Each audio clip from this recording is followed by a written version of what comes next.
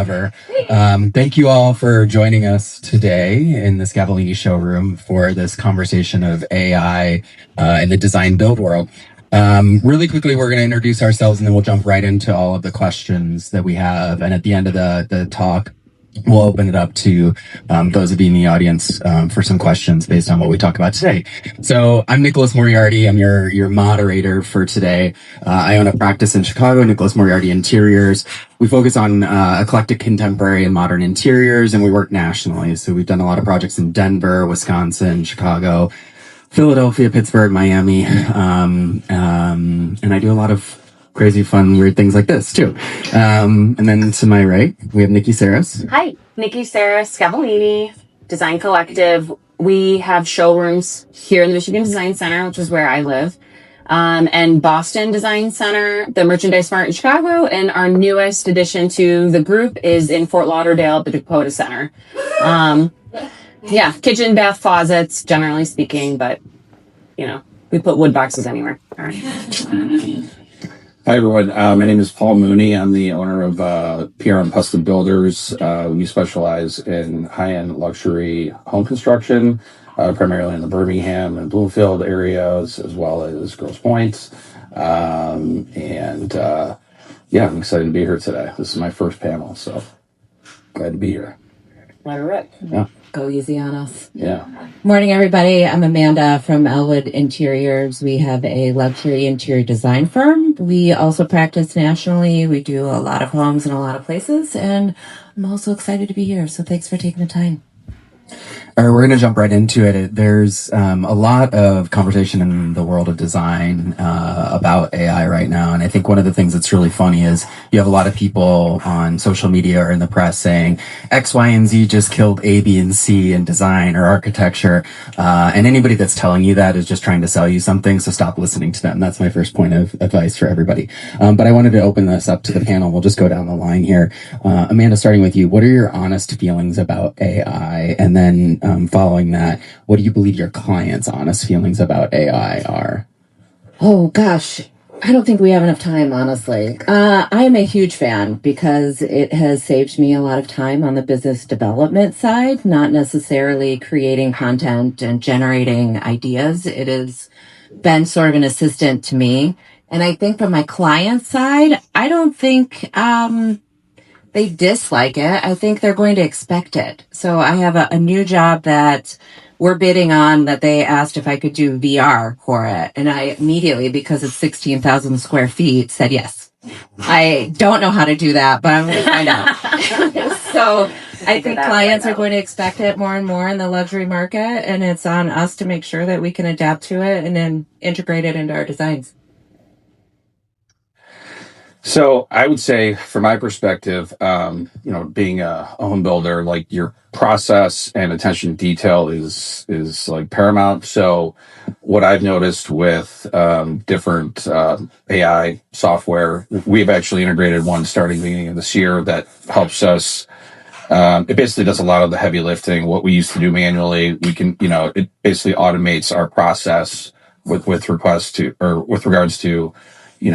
budgeting, billing, all of the other processes that we have to implement throughout the building process. So for us, it's saved a lot of time. That said, it's still relatively new. It's not on autopilot. We have to, it requires a human touch, but it's been very effective. It's definitely a work in progress still. And then Niki, for you on the vendor side of things, how are you interfacing and how are you perceiving it? We're using it, cautiously. I think it's really easy to throw stuff in AI and come up with renders and stuff. I've used it to sort of starter contracts and then revise them. I'm sort of moving forward with caution because I think it's really easy to get carried away. My clients, in the same sense, I think are sort of open to using it. And in some cases, I'm trying to steer them towards facts opposed to just letting AI, specify an oven that doesn't actually exist. So that's a real conversation I had the other day. And so so I think if we can figure it out, I love it. I think we're at just the beginning of seeing how we can use it. I think with the newness of everything as well, there are some baked in trepidations about how we're all starting to interface with AI. And so I want to touch on that quickly as well. Maybe I'll start with you, Paul. How do you perceive AI will displace workers in the building industry? But then to the counterpoint of that, how do you also see it benefiting and enhancing the workflow of people in the build industry? Well, just from my experience the past few months, what took my assistant many hours to do, we can do in minutes. So there is a concern about, the enhanced productivity and, systemization of things, and the requirement of having additional, people on staff to do those things that we otherwise would always do.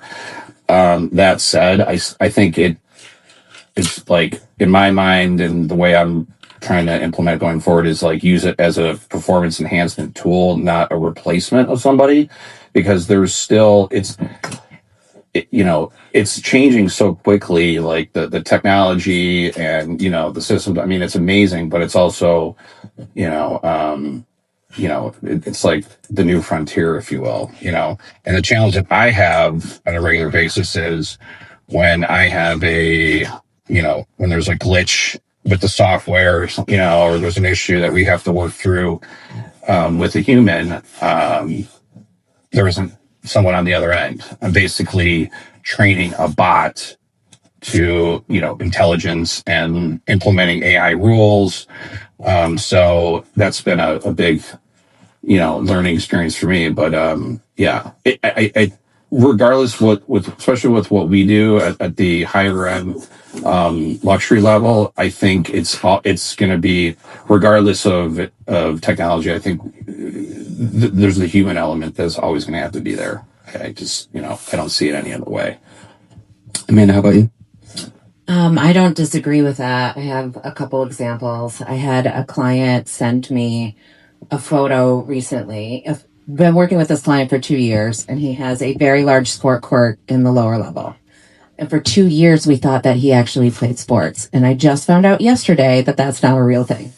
So I was like, cool, no problem. We can pivot, but we're almost wrapped with the house. So he used AI to generate an idea of what he wanted. And that image came back, and it had kettlebells and ropes and things for exercise equipment. And it had a ballet bar, and it had a pickleball court.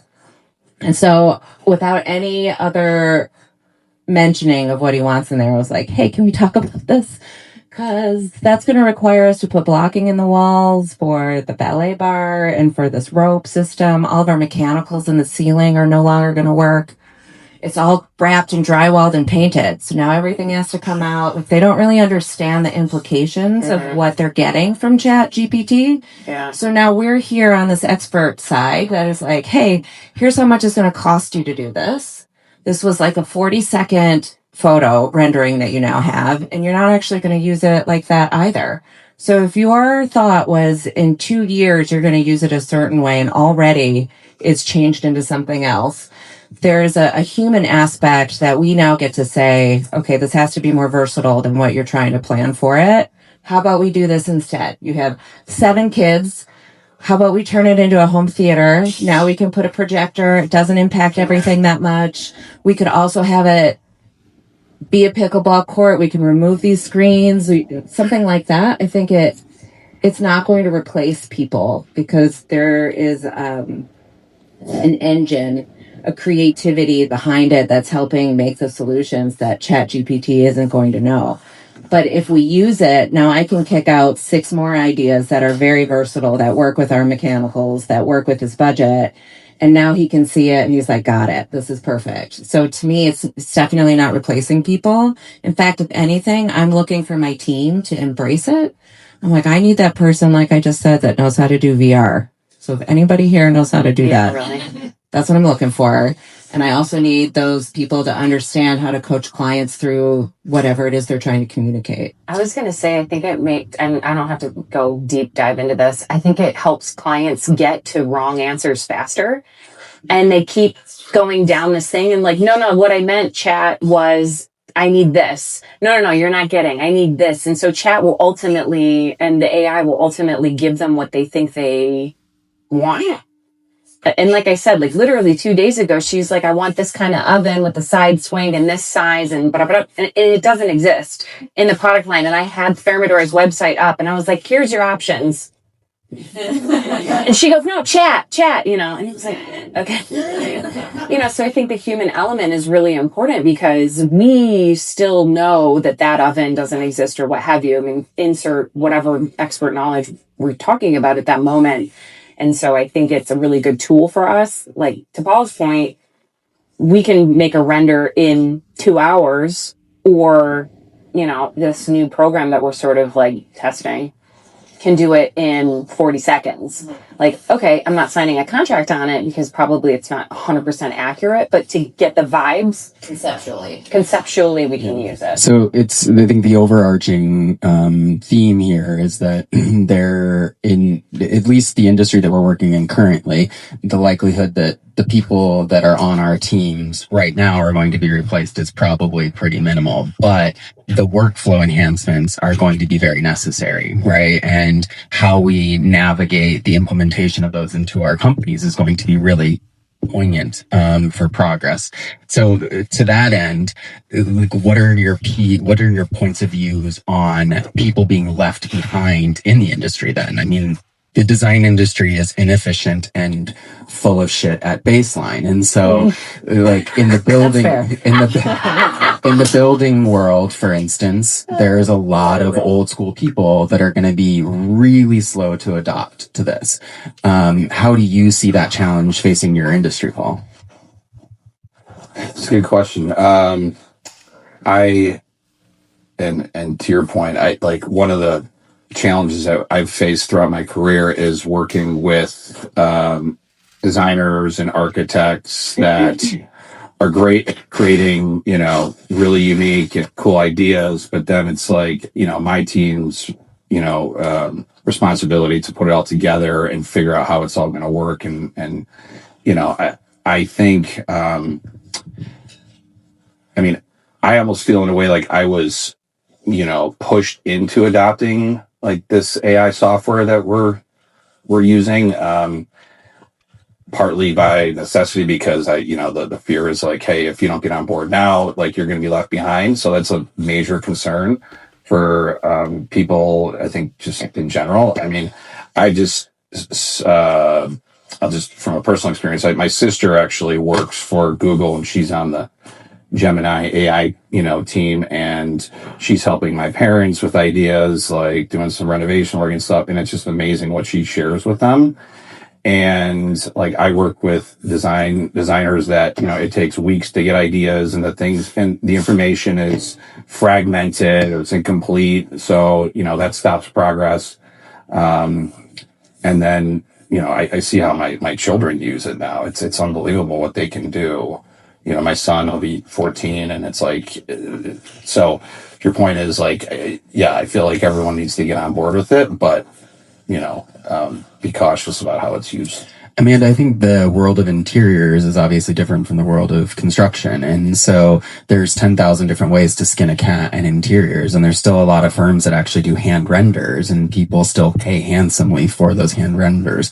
How would you contextualize the idea of being left behind in the design world when it comes to AI, given how disparate the way people do things in our field is? Well, it's hard to say that without having my own personal bias to it. Right. Like I've had my company for almost 15 years and I started from scratch and I made a lot of very painful mistakes. And we all have reinvented the wheel 100,000 times and there's no design standard.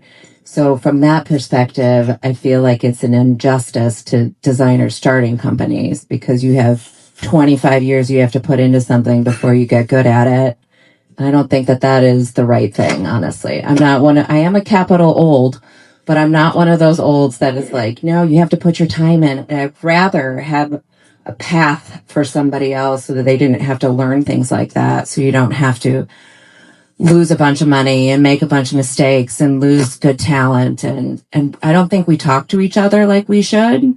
We should be sharing this information with each other. Like, this is what I'm using. How do you guys feel about it? So that the standard amongst all of us is raised. So now we've got this badass Detroit community that is building an incredible team and incredible processes, and we're getting better and better. So, like I said, I'm biased.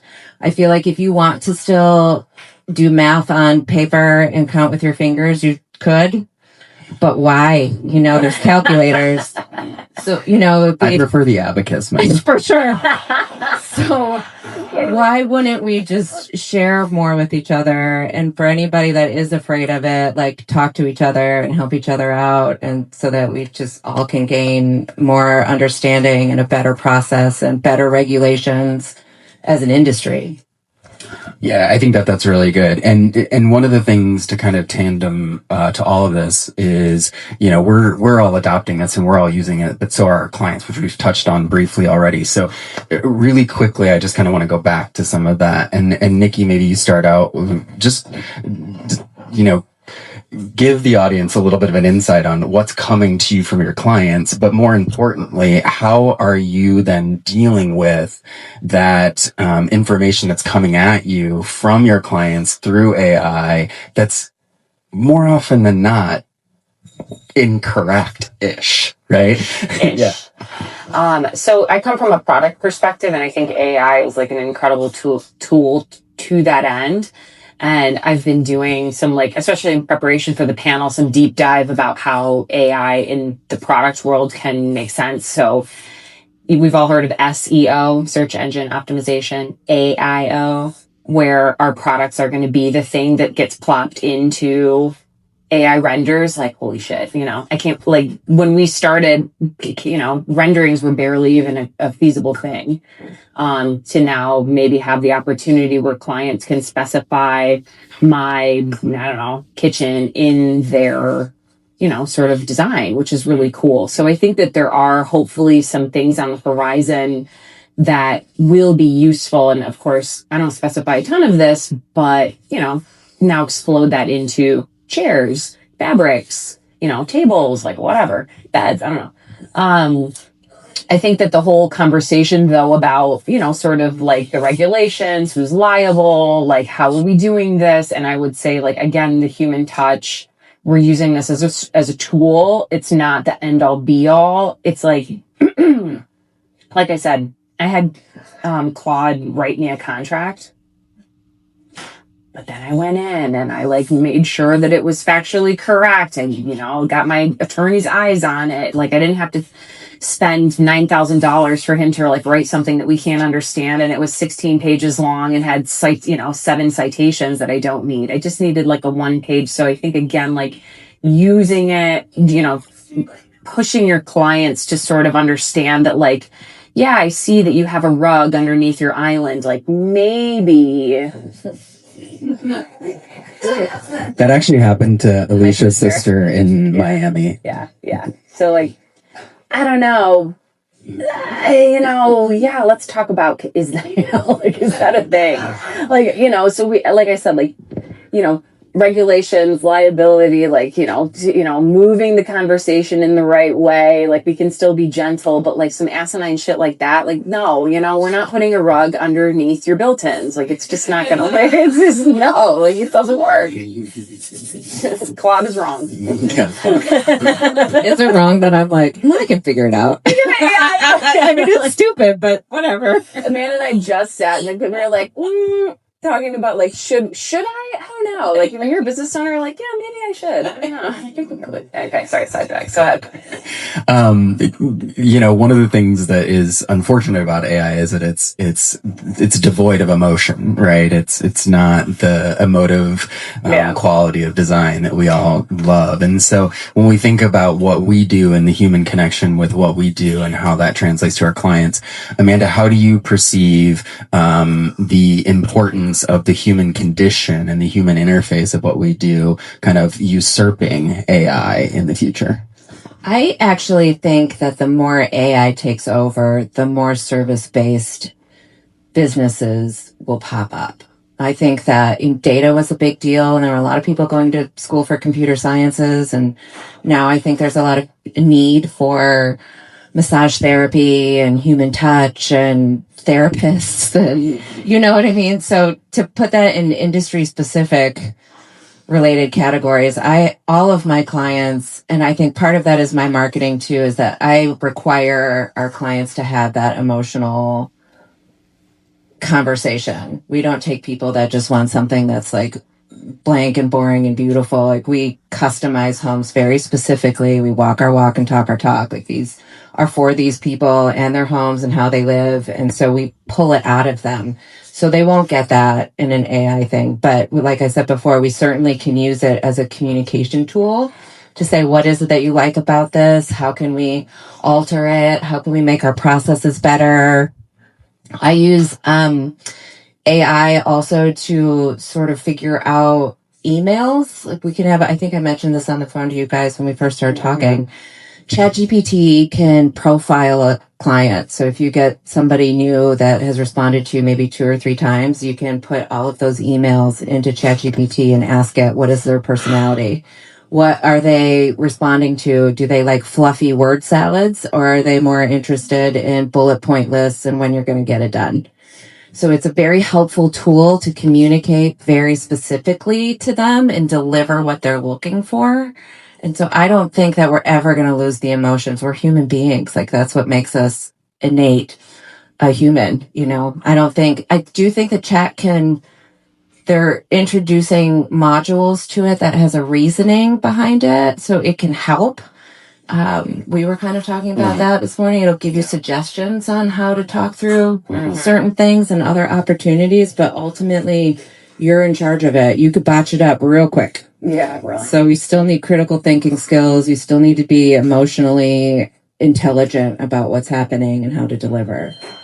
I think one of the things, just to interject here too, is that, you can look at what's being talked about largely as it relates to AI, and there's a lot of emphasis being placed on what it's going to do to the future. But that versus what's really happening are two totally disparate things. I mean, when you look at the studies of how people perceive these things, it's well over 70% of the population actually distrusts AI currently. That's a problem for AI. When you look at the actual adoption of it, 2/3 of all companies still aren't using AI in a significant way, and 2/3 of all people still aren't using AI in significant ways. So yes, it's something that's coming and it's really useful, but there is a pushback against the forceful entry that it has into our lives, where we're all kind of saying, what the F is going on here? And can we take a beat before this literally causes Armageddon? And so I think that that's really important to just keep in mind too, that we have the power to continue to push for the human aspect of what we're doing. Some of what I just stated there kind of ties into the next thing that I want to talk about, which is just the liability of it, right? If we're going to these chatbots or to these models to find out things or to give us information, how do we take ownership and responsibility on that? So, I want to start with Paul, because, obviously in the building industry, a lot can go wrong, and your shirt is online for a lot of that. So how are you currently thinking about the liability aspect of AI and how you're using it? And how are you making sure that you're feeling comfortable with what that entity is giving you as far as information or output? Mm-hmm. Well, in our daily process, it's largely budgeting and billing based. There's certain protections that we have within the software that, I'm not sharing information to the world that is confidential. I haven't started to introduce it with clients yet, because I'm still in the process of learning how to, fully implement the software into our, processes. But it's, the concern I have is, and there's like, every time I look and search for different, AI software programs for construction, I mean, they're every week it feels like there's a new company out there, a new program. My concern is what happens in a couple of years if this company is sold. Who, like, the information that I have on the platform now, like, how is that protected? And I know it's protected, like, right now with the security software they have in place, but long term, I really don't know. So I haven't. I'm not comfortable fully implementing it with clients yet. Again, I'm using it as a tool. I'm not using it, to its fullest extent yet. But so I'm proceeding with caution, and it's very, with other professionals I work with, attorneys, accountants. I mean, they're very reluctant to utilize it as well, which is understandable because there is a lot of risk there, that people we can't quantify. We don't know. Yeah, what Paul's talking about is really important because it is, again, the Wild West, and there's no regulation, there's no laws in place about how this information is being gathered and then what's being used with it. Amanda, myself, Niki, all of us, we're working with high net value clients who we often sign NDAs with. And so even putting in their budget, right, their allocation to a chat and it's associated with their name has legal liabilities that we all have to be conscious about. So really quickly, Amanda, just if you don't mind speaking to the same thing about the nugget of it. Well, so I have a champion on my team, and her and I are getting started on a policy within our own team before everyone starts using it willy-nilly, so that we at very least can say, did we sign an NDA or an IPO with somebody? Did you pick up plans from an architect and sign something that we can't use these plans and upload them into ChatGPT? Because then it's out there. There's a lot of legal responsibility to that. Also, conceptual drawings, if they have any dimensions on them, and then Paul gets it and builds it and it's not right because we didn't field measured it. So there's a lot of regulations that we're taking the responsibility of at the top of the team to make sure that our team has the policy and they can fall back on it. But I would caution that whatever you put out there, even if it's a part of somebody else's work, that you have to give them credit for, ask them for it, make sure they know that it's out there, not just your own, but if you get anything from anybody, that's huge. And Niki, I think you touched on this earlier with your oven case scenario, but to that end as well, not just the liability aspect, but how do we ensure then that what we're being fed isn't conjecture or a hallucination or something that's completely unrealistic, That's right? hilarious. I think you should just assume that. So something that we're going to start doing is because we've just started dipping into the world of AI, and then making sure that the client understands that it's an AI render. So it's not, again, like not using it in a contractual way. You can't sign off on drawings that are produced by AA because they're not 100% accurate. And so, being really careful about how you use the tool because there's still mistakes that the client will say, oh, well, because if you make a rendering and it's a kitchen and the living room is next to it and all of a sudden there's, a sofa there, like, well, you sold me that sofa. It's here's the picture. It's right here. Right. So even making as simple of an assumption as that, I think can be a little bit tricky. And, since there are no real regulations right now and there's a new company every single day, you got to be real careful with who you're giving your information to and because we don't know where it's going, So kind of switching gears now, we want to talk really pointedly about how we're all specifically using AI in our design practices. We've touched on it a little bit, but I think one of the things the audience probably really wants to know is exactly what we're doing with that. And so when we look at the different platforms, how are you guys finding the platforms that you're using? What are some of those platforms? And then as we look at what those platforms can do for us, whether it's sales, marketing, social media, scheduling, project management, I'd like to just go down the line and have you guys each give a nice little synopsis of what you found, what you love, and how you're using it. Sorry. Okay. Yeah, go ahead. I'll try not to steal them all up. My favorites. I love ChatGPT because I am working very deeply on scaling the company and business development. And it has been extremely helpful in creating training programs and editing what I call mind dumping. I just kind of all of my ideas dump out onto the paper, and I have it, organize it into manageable steps, and then I fine tune it into which phases come first and how can somebody learn the best. It takes information from all over the world and condenses it. And so that has been very helpful to me. I do not use it for contracts or contractual documents. That is my big thing. Yeah, same here. I use ChatGPT more so like during design meetings, if somebody, and occasionally when I'm on job sites, if like we're looking at a situation or want to come up with an idea or solution to something, I'll sometimes just take a picture, get a quick render, understanding that it's not, going to be true to form, but it's just meant to be more like, inspirational. I don't, any contractual work, I mean, I still, I'm old school. I still do it manually. The software that we've adopted, it's called adaptive.build. That's what we're using for our,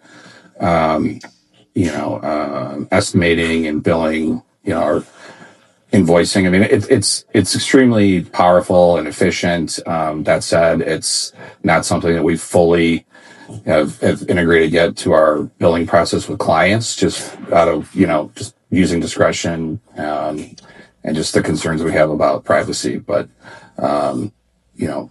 that's primarily what I use it for. We do a ton of interior architecture work, and so we use it in a multitude of ways. At the outset, we will take static imagery of the existing homes that we're working on. We'll strip out furniture, change flooring, add windows, things of that nature. So the really baseline interior architecture work that we would be proposing to our client, it's been super instrumental in helping to expedite some of those decision processes. And then as we get into the fit and finish of our mood boards and things of that nature, you used to have to drop an image into Photoshop to take out the background, and now you can do it right in Google Slides, for instance. And all of our furniture, we drop it into Claude or into Nano Banana and immediately have it transformed into the actual textiles that we're specifying, inclusive of scale. So there's a lot of things like that we're using it for. Generative image or generative movie images and things like that, taking our static imagery from our previous projects and turning it into more content that can be translated for more views, more promotion, et cetera, et cetera, et cetera. So there's a lot of those things that we're finding super useful, that are not the easiest things to learn if you don't do it at baseline, but there are a tremendous amount of free programs on Claude, for instance, that are really great at training you, not to mention just the amount of information you can find on Instagram alone about a lot of these things. If you're not using it for image, as far as specific stuff for the specific things that you're doing, I would highly recommend that, because that has been a huge game changer in just getting people on board with a lot of things. Yeah, same. The biggest way that we're using it, and I'm sort of little by little onboarding the company in the 4 locations to use a little bit this program called Arch Sith, and basically takes our line drawings, and they're 3D they're not renderings, but they're 3D drawings that our designers are creating, and it basically makes them lifelike. And so it is less about creating something out of nothing. It's taking something that they've put together and it, sort of texturizes it. So that's huge for us. It's called Arch Sith. I don't know, you could check it out. But the other way that we use it, or that I personally use it a lot, is, so I don't know if any of you have been dealing with the tariffs and sort of the blowback and the refunds and all of this. It's very convoluted, and I'm getting 9,000 emails about it. So populating Gemini to regurgitate everything that this 20-page email just said in sort of a digestible way. And then asking it, are there any action steps? Because I couldn't find, just trying to help me understand, what am I actually doing here? So it, I think it takes a ton of information, we'll aggregate it, and then, sort of drill it down into, a sort of digestible, format. Can I echo that for just one quick second? There are also other programs that are expert note takers, like to say what you're saying, like Otter, Notion, Whisper. And I think a lot of the probably programs you're using already are including AI. Zoom now has one. Asana is a project management software that now has it. And so they will not only regurgitate what the takeaways are, but they'll develop a list of what you're supposed to do next and can also prioritize it. So if you have a huge project and you have lots of things, or like 25 projects, let's say, and you're not sure what needs to take priority, there's ways that it can do that for you, which is a big game changer. Can I say, can you guys raise your hands if you use AI currently in your business? Let her rip. Preaching to the choir. Yeah, cool. Okay. One last thing I want to add to this that I didn't mention that is it kind of touches on the liability thing, but also how we're using it. One of the things that we are starting to do is we're starting to venture into commercial projects, and we're working on a luxury gym space currently. It's going into a completely raw former cosmetics producing facility space. So to say that it's lacking in MEP is an understatement. And in the negotiations with the landlord, we were able to take the permit drawings, which we had to ask permission for and have them sign a waiver on. We were able to drop the permit drawings into our Claude model that we built and essentially have it do a full analysis based on the entire layout of the gym that we're using and all of the specs for the gym equipment, the saunas, all of these things. And it gave us a full MEP report in literally 3 minutes that I then turned into one of our report styles. And it's super accurate, and it's kind of wild because then when we're talking to our AOR and our MEP engineer, they're looking at it and they're saying, yep, these are the things. And it's not to say that it usurps those, but it definitively gave us the additional information to give our clients the kick in the ass to say, you need to sign this $15,000 contract with the MEP engineer now, because we need to get this information to the landlord now, because he's about to order all of these rooftop units. So these are the things where it's like, it's not just expediting what we're all doing, it's also helping us make much more financially sound decisions for our clients, which is what our job is, right? At the end of the day. So, kind of tagging off of that now, I want to talk about the value proposition, right? So we all have an innate emotional value proposition that we're selling. But in the face of AI and what it's potentially going to do to not just our industry, but the world, how do you guys perceive the best path forward in redefining the value proposition that we all have in our different sectors within the industry? Paul. Okay. All right.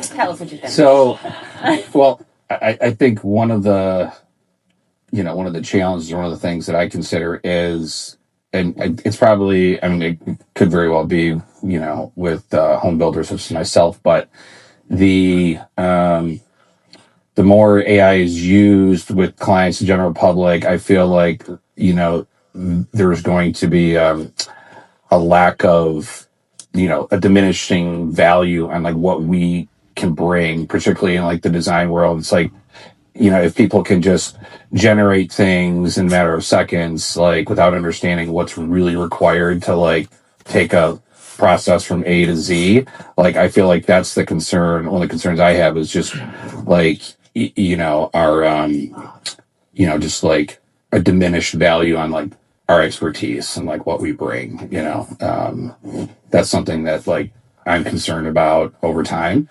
That said, like there's always with information when you're, just speaking from experience, when we're building a high level home with, there's always a million balls in the air. And even when I get, we get approvals for things change. It's a very fluid process. So having that connection with the client and everyone being on the same page is critical. I don't see how AI can, replace that. So, I don't know. That's just my thoughts on it. But yeah, it's definitely over time. I feel like there's so much information. I see with clients sometimes, I call it like paralysis by analysis. There's so much information. There's so like everything is visual now, and people get stuck on, making the right decision. Particularly like in the residential world, there's an emotional attachment to every decision that they're making. It's their home. So like I love being part of that process. It's a very intimate process when you're working with someone, on their home, but it can be a real challenge because they're afraid of making the wrong decision. They don't know what they don't know. It's expensive, nobody wants to make mistakes. So, there's a lot there to consider. So I feel like, it's our business is always going to require somebody having that human touch on the process. I mean, at least at the higher end level from what I see. So, yeah. Amanda, obviously interiors is really intimate. So for you, how do you perceive redefining that value proposition? Oh, well, I can give you an example because I just did this the other day. I walked into a 1926 house in Birmingham. I got the job. There was a leak. This area underneath the bathroom was totally stripped down to the studs. And the client's like, what do I do here? And I had the vision. So the value that we bring is you are articulating very strongly what it's going to look like. That AI can give you some things, but I specifically noted I want this banquette. I want it halfway up the window. And when chat didn't do it, I kept asking it and figuring out the prompts. And it created the kind of banquette that I wanted and the fabric that I wanted and the color that I wanted and the height that I wanted and the dimensions that I wanted. And then I said, I want a wainscot on it. Here are the 3 panel moldings that I'm using. This is how high it is. Here's the color. Here's the window treatments. Here's the table. I picked everything. And in about 20 minutes, I got a rendering, showed up to the client's house and said, here's what I want you to do. I was able to articulate that lens very clearly to the client and sold the whole thing. So in 20 minutes versus 3 hours of me putting it into SketchUp, I got exactly what I wanted, what I needed. I sold it. I didn't have to do those drawings. Now I can take that time and do the AutoCAD drawings for the builder so everybody knows what we're speccing, the right sizes, and it's just saved the client an additional 4 hours of time. So they got to see that I not only have the lens, but I could state it very clearly what the whole visual was looking like. I saved them time. We saved the builder time because it's a very clear, specific look. We spec'd everything out already, and it was great for me because I sold all that shit. So I didn't have to, I had it in piece by piece like we used to do on a piece of paper and be like, do you like this or do you like this? And clients are confused. They don't need to see that anymore. I think they want the whole thing. So if we can create that value for them, it helps your businesses also because now you don't have to monkey around with stuff. Out of that whole thing, the only thing she didn't like were some chairs, which ironically were not things that I spec'd. So I was like, that was great. Excellent. It took me 20 minutes to do the drawing and maybe like 40 minutes to pick it all out. It was awesome. Something that I think we all bring to the table is like, we've all seen Instagram and we've all seen the AI renderings and they all, you can sort of like get down this rabbit hole of like very homogenous looking designs and they all sort of look the same. And like, I think that what we bring to the table is like the creativity that like you're feeding this stuff to the computer. Okay, fine.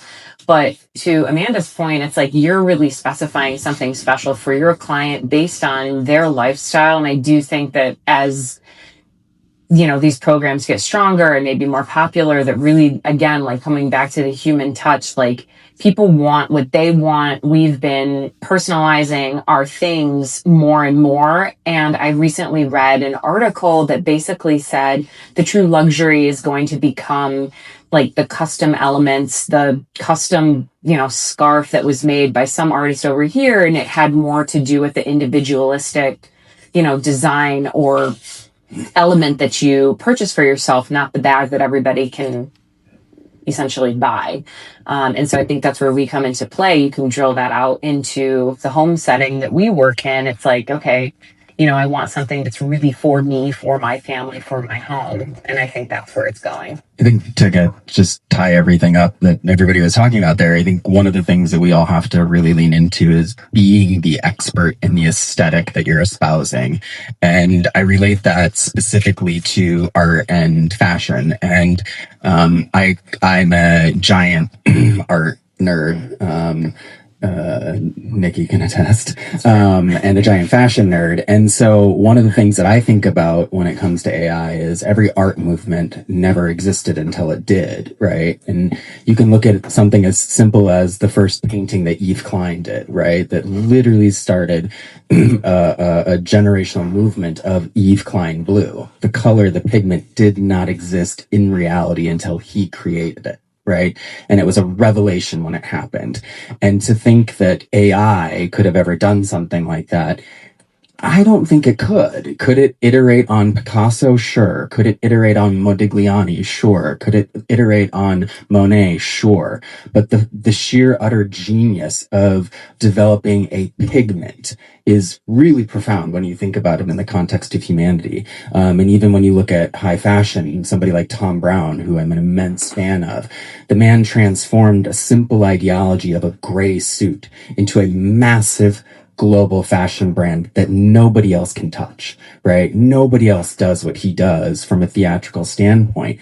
And so I think we all have to lean into that very specifically and very pointedly, because all of these other things are just going to be tools that can help us do that better. And I also think it's also nice to take into account the fact that people are returning to doing social things again, like shopping things are coming back. You know, young people are actually going away from their phones. You know, dumb phones are a big thing. So there's a trend against the automation of everything, which I think we should all lean into. Yeah, it's true. Landlines. Yeah. Very quickly, we've got a few minutes before I want to open this up for questions. So I want to touch on something that I think is really important about this, though, and that is the inefficiency of our industry. For those of you that work in the industry, which is probably everybody in this room, you understand fundamentally how inefficient our industry is, whether it's the building side, the interior side, the architecture side. We all go to bed at night screaming. We all wake up in the morning screaming, and wondering why does it have to be this way? I feel so seen. And if that's too real for you, I'll pay for your therapy session after this. But really quickly, I just want to go down the line again, starting with Amanda. Like, what are some of the inefficiencies of our industry that you can see being that AI can have potential remedies for? And specifically, you had mentioned this. Like, what are the hardest tasks at hand that AI can help with? And things of that nature. That's where you start, right? What are you not good at? And then it can develop from there. There's always a fix for that. And like I said, my biggest thing right now is business development and scaling my company and making sure that every team member is doing the same thing, the same way, the way that I want it. So that we have design standards. There's an automation to that I think that we are missing. And so we keep reinventing that damn wheel over and over and over again and wasting shitloads of hours trying to teach and train and improve, and we don't need to do that. So that to me has been the biggest lifesaver is how do I save an extra 30 hours a week of not doing that? I think from my perspective, the information piece, like, is always something that we seem to be, like, in my company, we're always chasing down that last bit of information, whether it's like a lighting schedule or, you know, grout colors for a tile selection schedule. It's like the first and last 10% of every process, I feel like, is where, like, I'm always, like, reviewing, looking at things, make sure, you know, it's complete, because, you know, nobody wants to do things twice. It's very inefficient.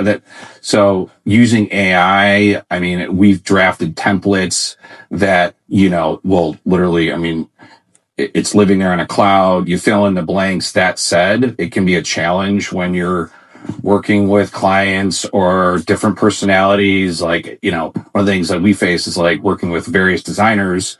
You know, everyone wants to be the master of their own universe, and they have their own way of doing it. And then it's like, well, here, let's follow our format. So, you know, that can be a challenge. It's getting better. But yeah, the informational piece is something that I think we still struggle with, and it's fluid. You know, I mean, things change. I mean, like I was saying earlier, I mean, we'll get approvals from clients to order things, and then it's like, okay, 3 days later, it's like, you know what? Is it too late to change this? I'm going to do this now. And it's just like, it's fluid. So I've just kind of accepted that that's how it is. So, but it's definitely templating and the standardization of, information is huge, and AI is very helpful with that. I don't use it for that stuff because I don't think. Oh, somebody's calling. On kitchen. We use it most to save our designers time in the form of renders. Most of our processes really are not super high tech. I mean, we use things like, DocuSign. The big transition for us is to maybe go from Excel to creating our invoices in QBO. Don't panic, they don't know that yet.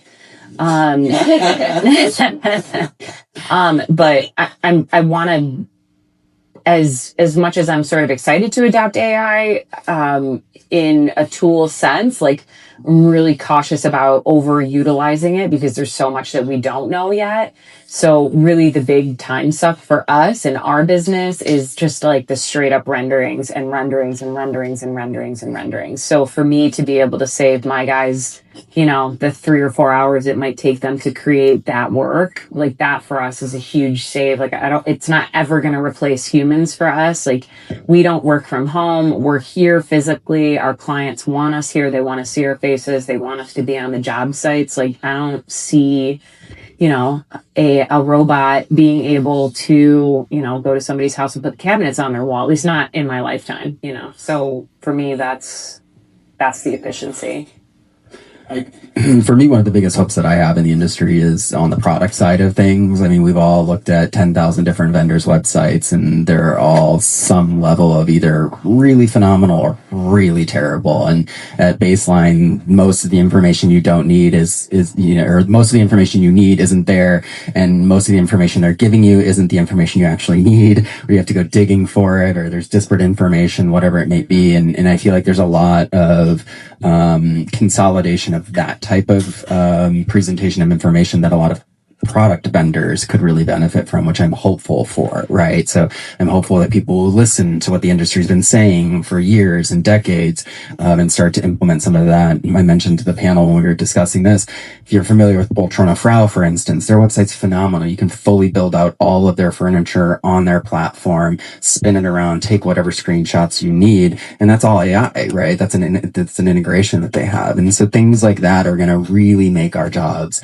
so much more efficient over the years, which I really love. So we're going to open it up for questions in just a second here, but really quickly, I want to kind of end on like a positive, uplifting note. So I want to just gauge from the audience, how many people are familiar with the IKEA example from a few years ago of what they did from an AI integration standpoint? We've got one person in the front here.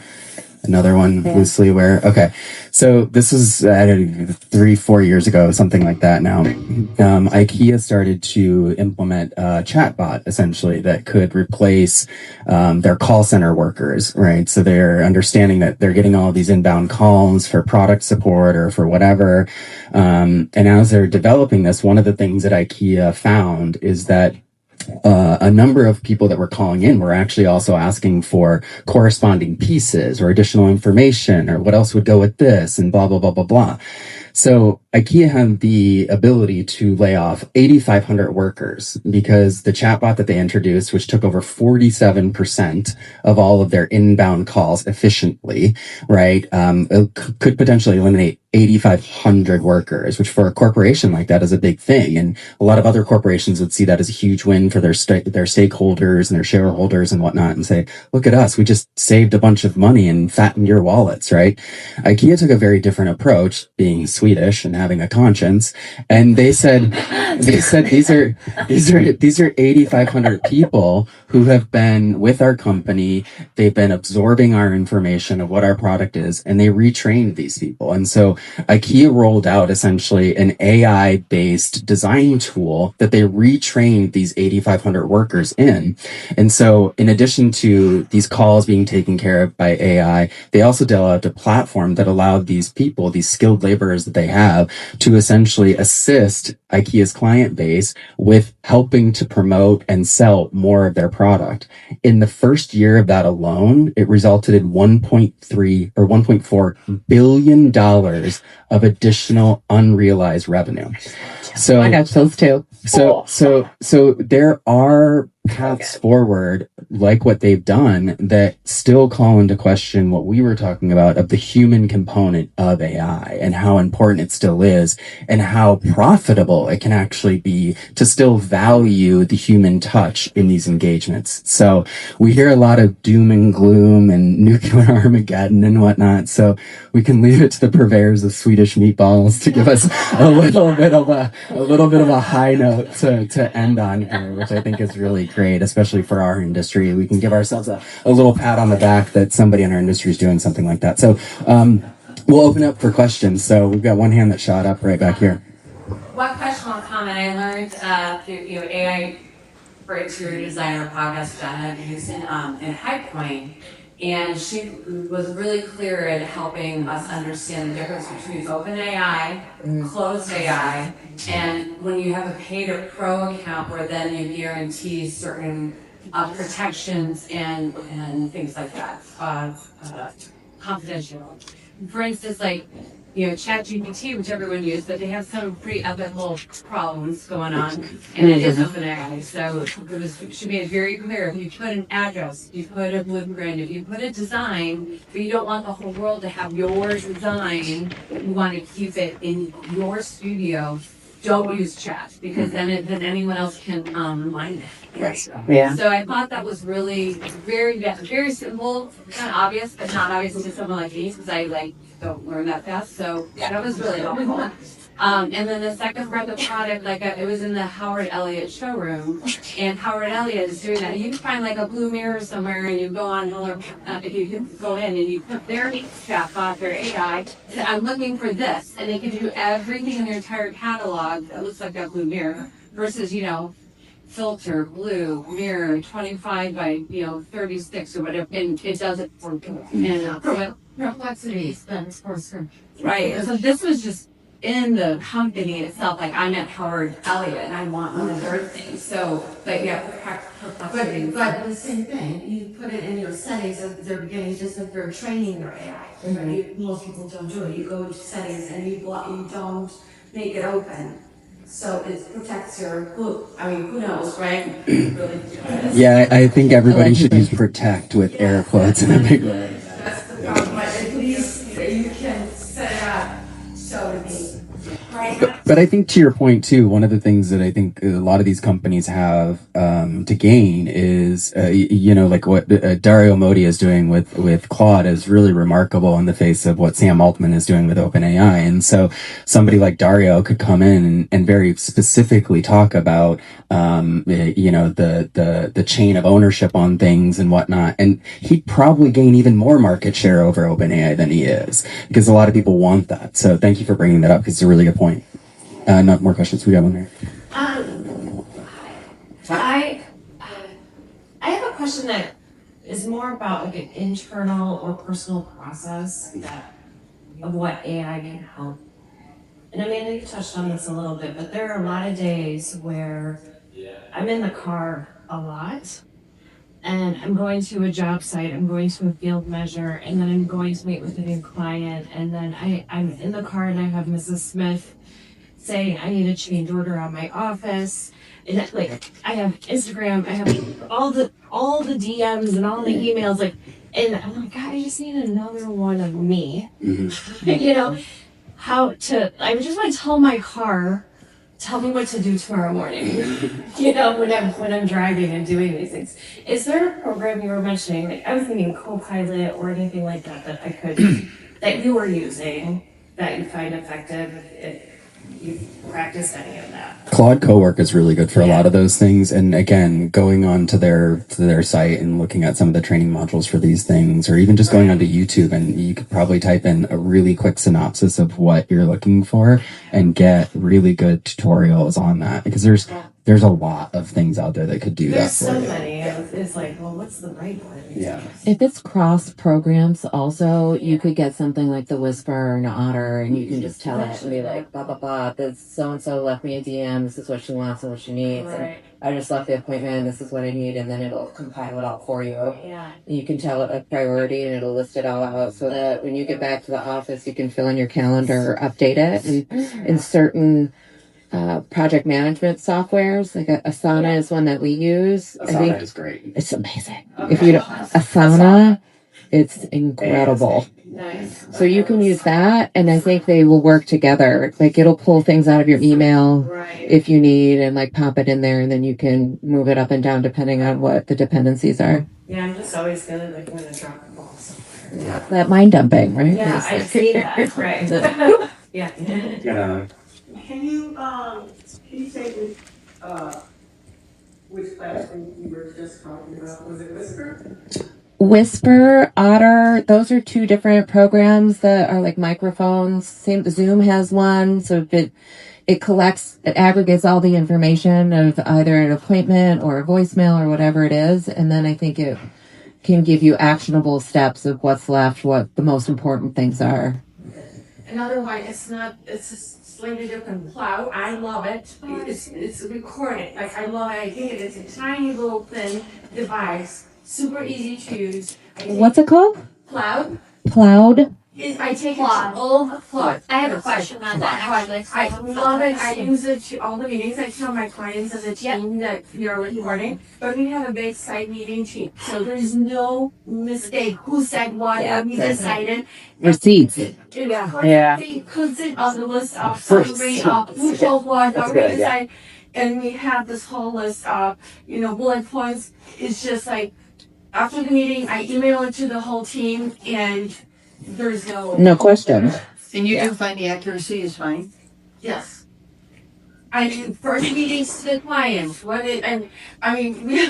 it takes all the okay, we talk about the dogs and the kids and all that, okay, this is first but then it takes all the information that there's no way you can remember or write down everything that the client said, well then, this is my wish list, this is what we need, and tons of things, and just 3 pages, but it makes a summary for you. And we can just send it back to them. This is what we discussed. This is what we want. This is how it's the next step. It's just, I personally love it. Yeah. What? Yes. Got some more questions? I have another question. If you're totally new to this, where would you suggest someone start? Boy. I have a suggestion. Yeah, please. So, John mentioned, what's her name? Jenna Houston. AI for interiors, is that what it was? Sign up with her $30 a month, and she's got a very short, like a AI for dummies, like crash yes. And you can choose, whether you choose ChatGPT, how to start, how to set it up with so just small steps, few minutes, it's not overwhelming. But I found that when I started that I helpful to run it. It's a podcast about AI for interior designers. So this is on here. I can go this podcast. If you wanted to try ChatGPT, you could also pop in that question and say, I'm looking for comparisons on podcasts and learning tutorials and courses. This is what I want. This is what I'm looking for. And I guarantee you it'll give you like a palatable list that you can just start out. If you wanted to give it one shot and see. You can ask ChatGPT how to use ChatGPT. That's right.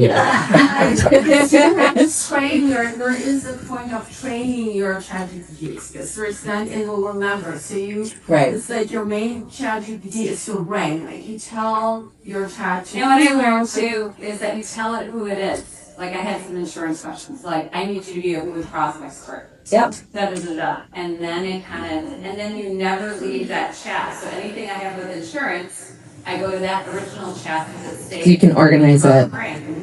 Just like anything. So. Yeah, and then you create files separate, different subjects, different folders, and then your main brain remembers who you are. If you don't have to repeat anything, you just go to different sort of folders that you have words.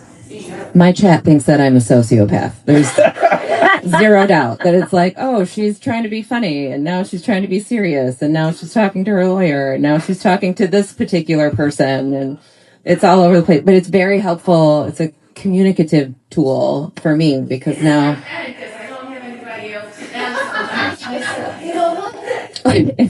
Chat therapist. Calm down, you're doing great. Calm down, you're doing great. I will say, and to go back to your where to go, not to sound like a broken record on this, but we started out very early on working with ChatGPT, and we very quickly moved over to Claude. And so Claude Cowork, which is a desktop version of Claude, it's incredible. I find the responsibility or the responsiveness of it is much more attuned, tighter. It's a lot more researched. And then I also feel as though the interface is much more intuitive. And again, going back to what I said earlier, there's a lot of free information that Anthropic itself has released, as far as video tutorials, teaching platforms, things like that. So, but yeah, another question. Comment first in the question. Comment in the spirit of not gatekeeping for virtual reality. Renee Rabbit, he does specialize mostly, he's very big ego, you have to deal with that, but he is amazing. He specializes in chief architect, he said AutoCAD, but the EWG file should transfer to his. Awesome. Thank you. Question is, between the different platforms, how many are you finding that you're having to upgrade or use a paid version versus maybe a free version? That's a great question. I pay for all of them, unfortunately. Okay, so this is actually, I'm glad you brought this up because this is actually a kind of an insidious aspect of the industry that nobody talks about either. And so right now there's all this information that's being thrown out there and all these products that are being thrown out there and everybody's doing it for free because they're trying to capture your attention, et cetera, et cetera, et cetera. None of them are making money and they're all spending billions of dollars with no real earned revenue. So all these guys are trading at PE multiples that are astronomical compared to any other company that's ever done anything in the tech field ever. And so there is a bubble mentality to that. And the only way to remedy that is pay for play.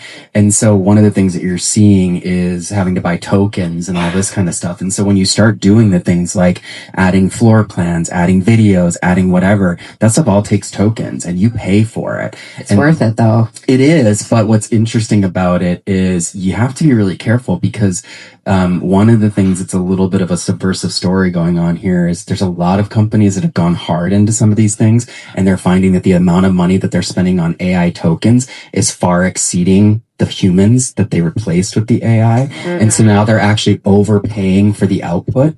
So even though the output itself is faster, it's more expensive. Yeah. So that's just another diatribe about be careful. But yes, a lot of it is to get the really good stuff, you are going to have to pay for it. Yeah.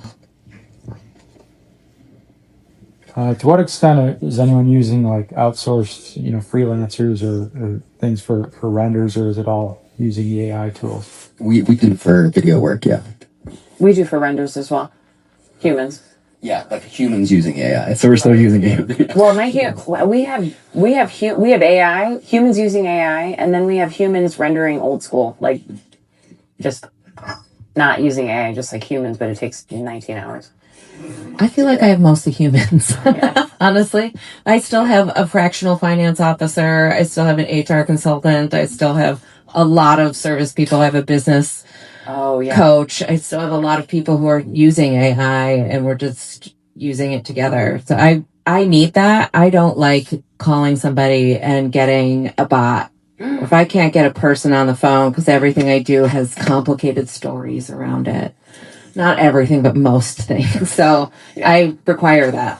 What field do you work in? Construction. Okay.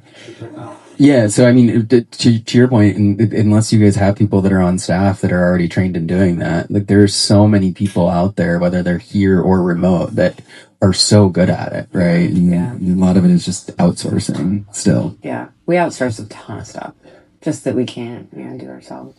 Is anyone using render farms for... Farms? Yeah, like where it's just servers where you just upload files and it's to make it take much less time. Yeah, ArchZip is one that we use, and it specifically takes our line drawings and turns it. You have to pay to play. That sort of back to that question. Like you could pay for anything. So we tried to be really conscientious about where we're spending that money. And for me, I picked something that is consistently a problem throughout my company. And so renders is, again, like it's just a huge time suck. And all of our clients want to see them for every single meeting. And So we use AI. It's a specific AI like website essentially where you can take your own drawing and basically make it look much more photorealistic. We're like technically 10 minutes over, but if there's any other questions, happy to take them. I have one Yes, last technical question. Is anyone using like reality capture? Now an iPhone Pro, you can actually capture a 3D model of a space, or using Matterports or anything for existing conditions. We adopted that really early on, and it was laughable how bad it was. And so we keep playing with it, but I'm still really dissatisfied with it. It's nice for we found that it's nice for existing condition stuff, right? And we're like, wait, what was that weird thing down here? And you're literally able to pan down to it. That's what we find that it's been really useful for. But it's one of those things that you see the potential of it, but it's still not there. Have you used it? Yeah, I used Cubicasa, and I was blown away by how good the 3D model is. Which one's this? It's Cubicasa. Cubicasa, yeah, and it does I don't know if it's still free for 2D floor plans, but I got a 3D output in SketchUp, and it was actually insanely good for the price. And I've used Matterport outputs as well. And that goes to my final technical question. I guess what authoring platforms, Revit, SketchUp, are you seeing used most by architects, or a lot of them still just AutoCAD? We use SketchUp for absolutely everything. I mean, for CAD and SketchUp. SketchUp. I would say 90% of it is AutoCAD in my world. Yeah. Maybe a tiny couple percentages of Revit. I see both. I mean, certain architects still do things just in AutoCAD, but there's several that we work with that Revit is. What's nice about Revit is that it ties everything together, right, and models it quickly, and you can change things quickly in a meeting, change colors, change it. I mean, Revit's great. It's really nice. To that end, one of the things, so all of our interior architecture work gets built out in SketchUp, and we're very detailed with it. I mean, all of the materials go in there, and it's insane what my SketchUp guy does. But one of the things that I am very excited to see happen, kind of going to the efficiencies gain of things, is currently you can get a 3D model from Scavolini when we do a kitchen with them and drop it into SketchUp, but it's really clunky, right? And so it is, but it's that's just base. It would work for 90% of SketchUp models, but just the way that our fit and finish is on our SketchUp models, it doesn't. One of the things that's really lacking, again, from a product standpoint is, if you're at Casino or again Poltrona Frau or something like that, and then you're bringing in furniture into this project that's already millions of dollars, and I can't drop the exact product in, and it's nowhere in SketchUp, 3D warehouse or whatever. I don't want to have to find a rendering, outsourced person to then render that one weird chair that we're definitely not going to spend the time on. And the tools are getting progressively better about literally just dragging a static image in and SketchUp rendering it. And so I think those are things where we're going to see huge gains probably in the next 5 years, where those tools are going to be even more important. And some of the updates that have come out recently about dropping in images and things like that to SketchUp specifically and having it build out the baseline models, they're real clunky right now, but they will get better. And those are things which I'm super happy about. Like, we spend a ton of time in those programs, hundreds if not thousands of hours depending on a project. So those are really good ones. Cool. We're gonna call it. Thank you. Thanks everybody.